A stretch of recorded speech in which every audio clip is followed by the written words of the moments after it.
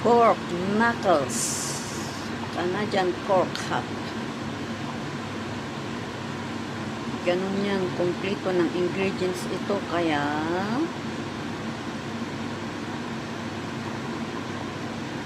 ganun lang sa nag-boil na tubig. Mamaya I will show you how to slice.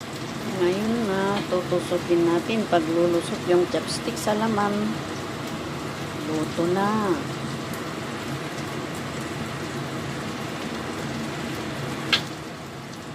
Okay na, lumusot. Luto na. Alisin natin para lumamig at slicein. Ay, ganito na mag-slice. So.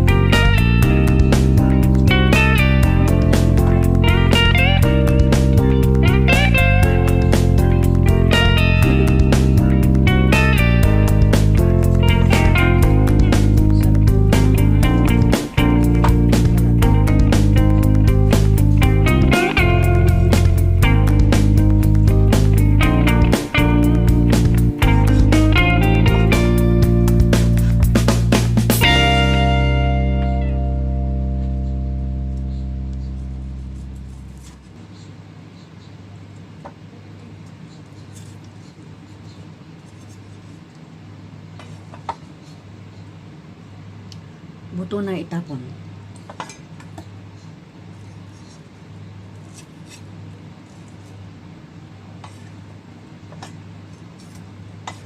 Thanks for watching, guys.